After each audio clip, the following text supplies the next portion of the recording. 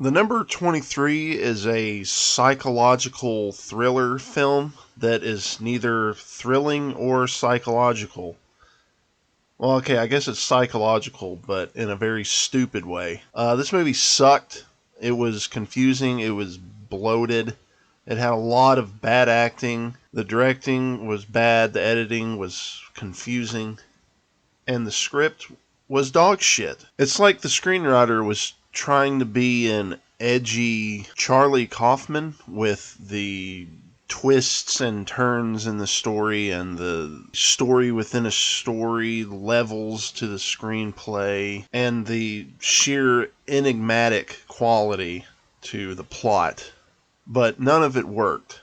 It was so stupid that it legitimately made me upset watching it. And first of all, Jim Carrey was not the right pick for this role. He kind of plays it up a little like he thinks he's in a dramedy. Like he's trying to go back and forth between being goofy, not like Ace Ventura goofy, but like silly, a little silly, and then dark and brooding and serious, and it doesn't work at all for this role. And his descent into madness happens way too quickly, and the reaction from his family members is wholly unrealistic that it immediately took me out of the movie, and it made it very hard to watch. I thought, at first when I got about halfway through, I thought this would be a good hate watch movie. But then the more twists and turns there are, the deeper he delves into madness and paranoia,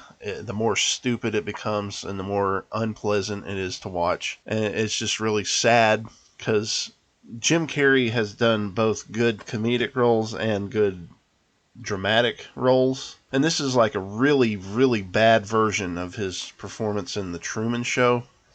If you want to watch Jim Carrey start off like a normal guy and then descend into craziness, The Truman Show is a good one for that. Because that one has a good screenplay and it's well deserved. This one does not. He delves into madness way too quickly, and there's no good character arcs.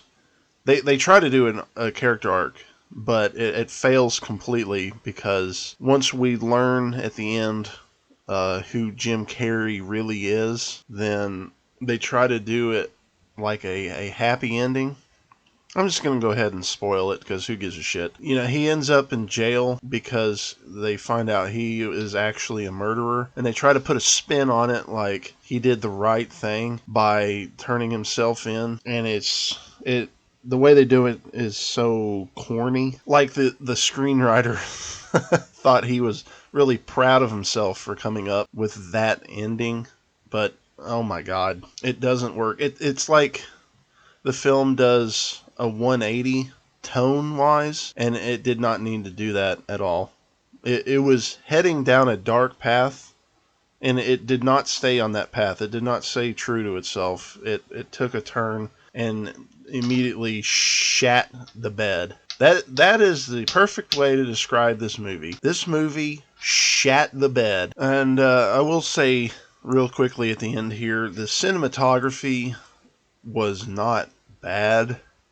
There's some moments, especially during the detective fingerling scenes, where it's overdone. But I'm going to blame that on Joel Schumacher. I feel like he wanted a big contrast between the two Jim Carrey characters. But I think Matthew Libatique is a very good cinematographer, and I think he did the best with what he was given with this movie. And the cinematography, I would say, is the best aspect of this movie, and it reaches mediocrity.